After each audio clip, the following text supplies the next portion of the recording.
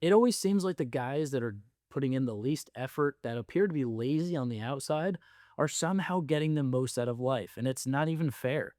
They get the most girls, they make the most money, and they tend to have the most happiness and fulfillment in life. This isn't a coincidence. They just know something that you don't. And it took me a long time to figure it out. The reality is, I'm actually a pretty quiet guy normally. It took me a long time to realize that by trying to talk more and trying to be that loud, talkative, outgoing, charismatic guy was actually holding me back. So in today's video, I'm going to teach you guys what I learned. I'm going to teach you guys how using silence can actually give you a massive advantage. As always, let's start with the foundation so we understand what it is that we're talking about. There's a rule that I call the law of least effort, which basically states that the more you try, the less you get. And the reason for this is because it comes down to alignment. When you are living in alignment with your values, the values that I define as the things that resonate with you, the things that you do naturally without even thinking, your natural talents, your natural innate tendencies. When you live in alignment with that, it's very easy to put in very little effort and get the results that you want in life because it happens by default. The reality is, the men who get the most out of life have built an ecosystem around themselves. They have built a life and a lifestyle that brings the things that they want and the things that they resonate with naturally. There's a saying that I heard recently that I think goes well here. If you chase a butterfly, it will fly away. But if you build a beautiful garden, all the butterflies will fly to you. And this is a great illustration of what I'm talking about. You need to design your environment with intention. How does this have to do with the topic of today's video?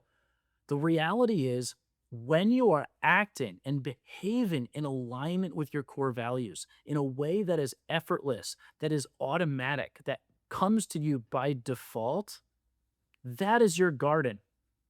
The more you try to fight it, the more you try to fight your natural tendencies, the harder it is. The guys who are doing the most and getting the most out of life are simply aligned. They've built their garden, they've built this ecosystem around who they are first, and they let the things that are supposed to come into their life come in naturally. It looks effortless because they're not taking the same actions that most guys take to get the same results. They attract what they want, they don't chase it. So, what does this look like in the real world? Well, let's look at it the wrong way first. Most guys measure success by metrics like how many approaches they did, how many phone numbers they got, how many dates they're going on, how many girls they fucked, right? Body count. Attractive men, the men who get the most out of dating, are measuring their success by the quality of their life, their level of fulfillment, and their progress toward their goals. So many guys, they go out to bars because there's a lot of girls there, and they go out and they talk to a bunch of girls that night. And the reality is, usually the number of dates that they go on, the actual results that they get is relatively low. How do I know this? Because A, that was me for a long time, and B, because I've coached guys in the past who are like this. Because they're not living in alignment, they constantly go out and they take all this action and they have all these conversations with all these women and they get nothing out of it. Honestly, it's just a waste of time. These guys, in a sense, are measuring their success by being busy, not by the actual results that they're getting. So, what is the right way? You need to understand who you are and what you want. And you need to design your dating life around the things that matter to you, around your natural tendencies, around your values. Your strategy is like your blueprint, and it's the plan that you use when you approach dating on a day to day basis. It should resonate with the things that matter to you. And a good deal of this requires introspection. It requires you to turn inward and understand yourself. It is a process, and you need to take the time to understand your values. If you don't know your values, it's going to be almost impossible for you to make a story, a dating story of who you are as a person that's in alignment with the things that you do naturally. If you're struggling with your story, and you're struggling with your values, you're struggling understanding who you are and what resonates with you so that you can build that dating strategy, you can build that story. I created a free assessment. You can download the assessment worksheet when you sign up for the newsletter. I'll put a link in the description. So the guys that get what they want naturally, the guys who have this ecosystem, they have a very healthy garden that attracts things to them. They tend to act very calm. And this calmness does not come from a passive tendency. It comes from a lack of need to act. So the key thing to understand here is that these guys are not being passive. They're being very intentional. They just don't need to take action the way you feel like you need to. And how do you know? How do you know when you're being calm as opposed to being passive? There's one very simple test, and that is, are you getting closer to your values? Are you getting closer to your goals? Because if you're not getting closer to your goals, then you're just being passive. Calmness comes from alignment. When you are aligned with your values, when you're aligned with the things that matter to you, the things that resonate with you, the things that you genuinely care about, you're not going to be anxious. You're not going to be frustrated. There's going to be a natural sense of calm and a sense that you don't need to be taking action all the time. So, what does this have to do with silence? What does it have to do with the topic of the video? A lot of guys communicate through words. They expect the words to do the heavy lifting. They expect the words to do all the work. But you need to understand something. You are not just communicating through your words. You are communicating through your lifestyle. You are communicating through your actions, your voice tone, your body language, your decisions, your emotions, your reactions. Everything that you do in an interaction with a woman is saying something about you. This is what I call narrative. This is why it's so important to have intention.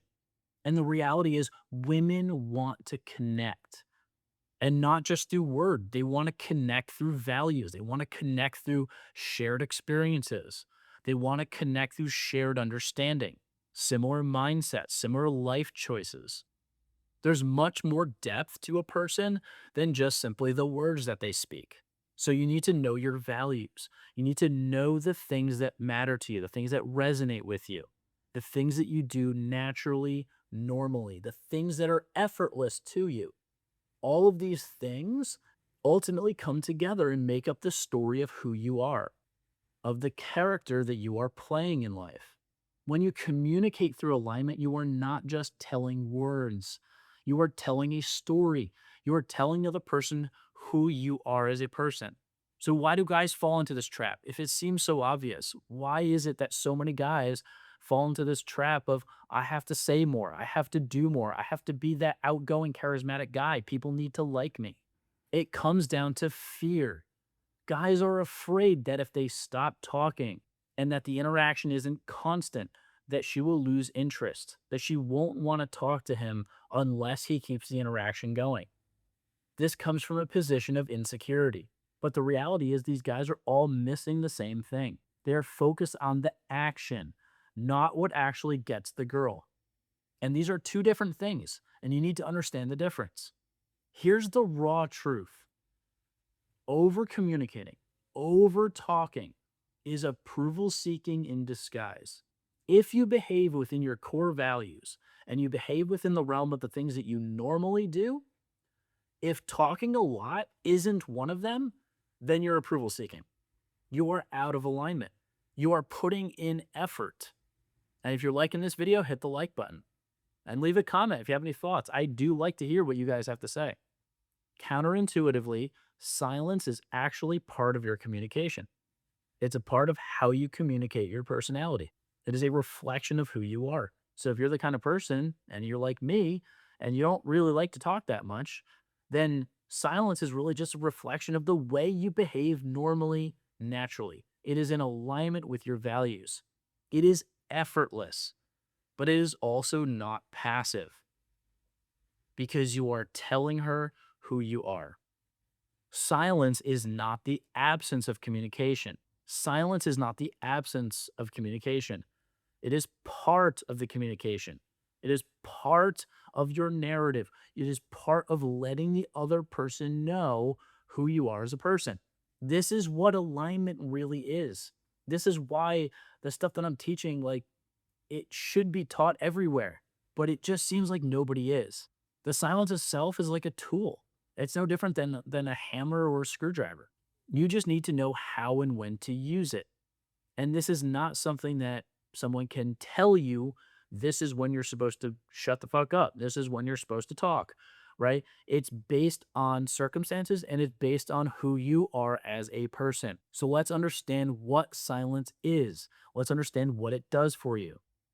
Okay. It does two things. Number one, silence creates space. In a conversation, you are not talking at her, you are talking with her.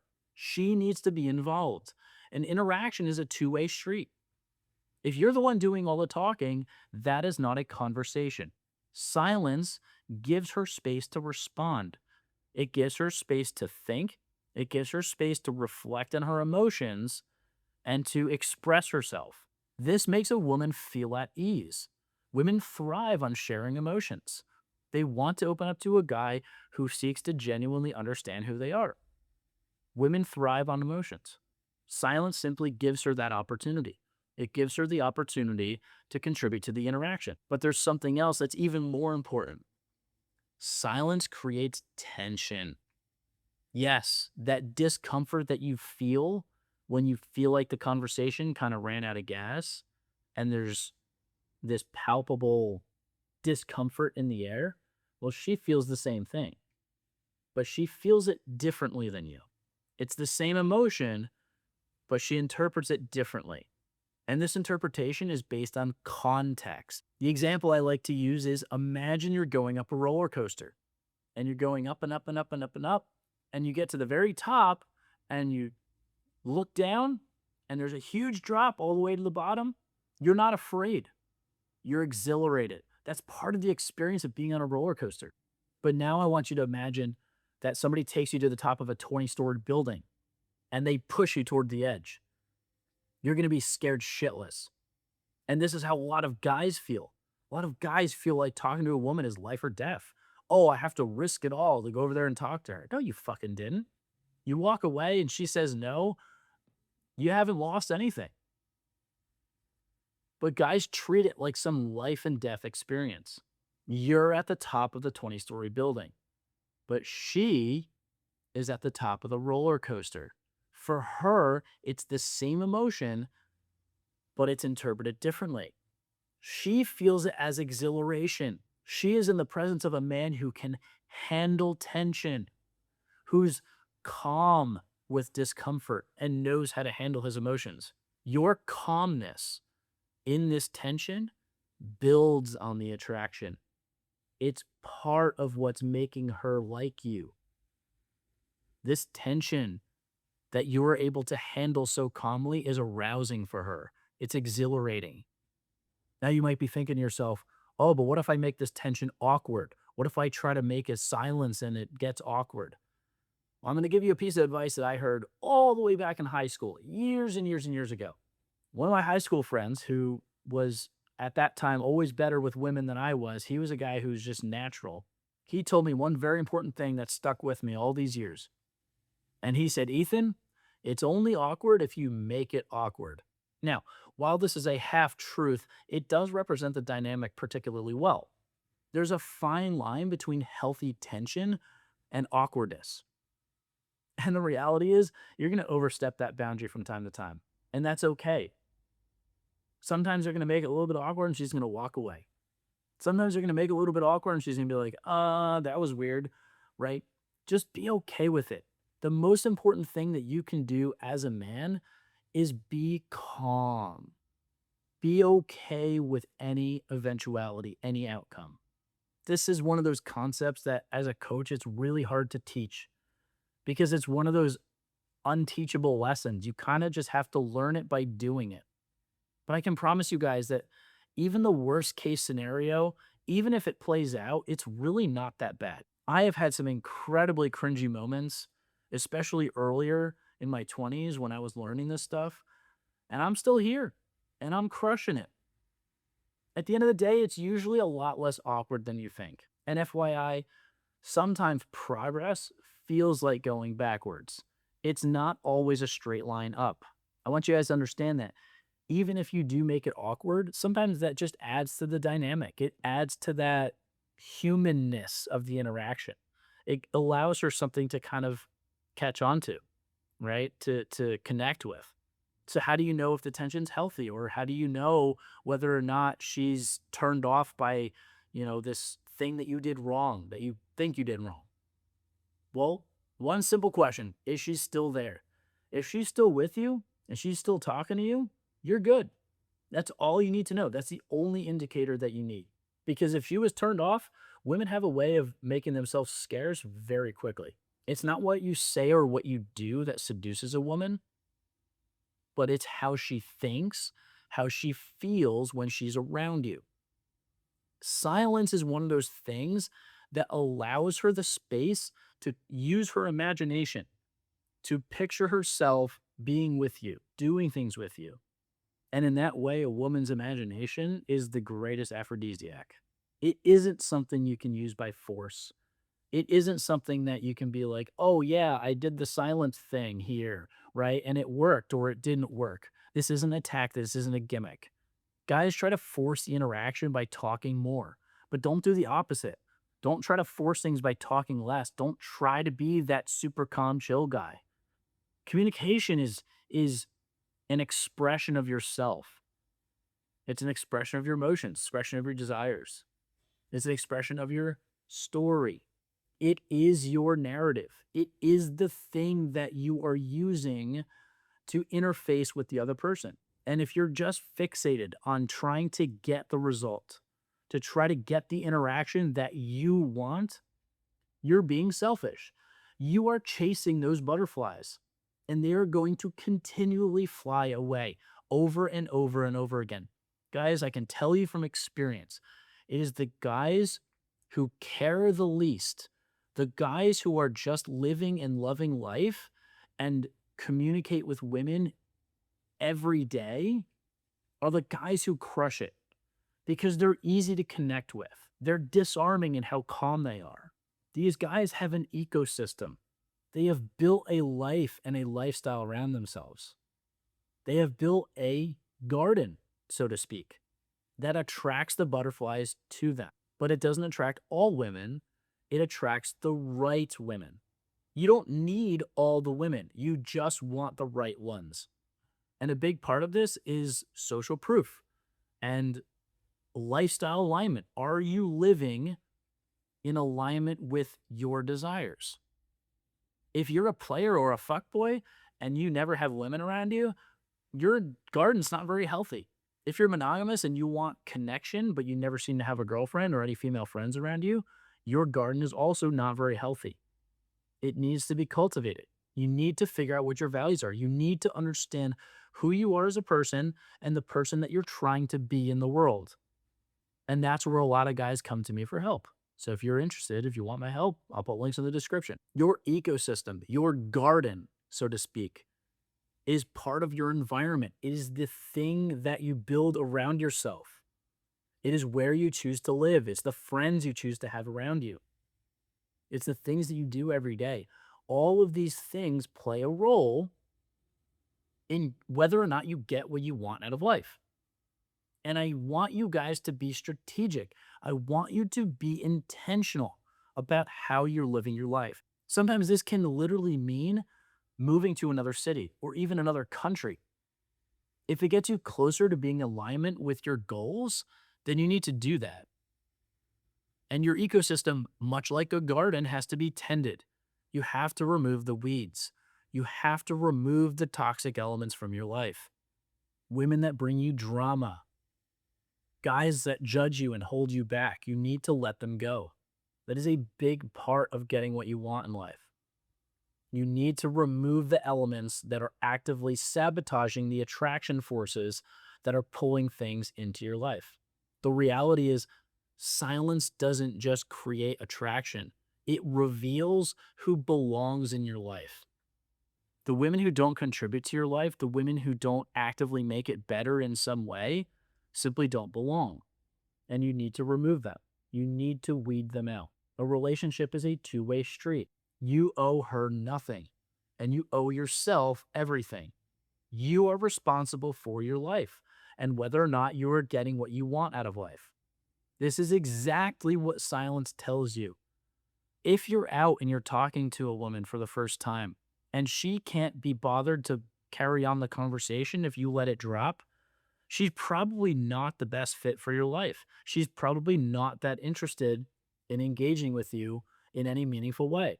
There was a bit of wisdom that I heard years ago that goes something like, I would rather have 20 rejections over the course of a whole night if I just get to meet the one woman who thinks I'm the greatest thing since sliced bread than have 20 mediocre reactions and just kind of okay interactions with 20 different women. And this is 100% the case.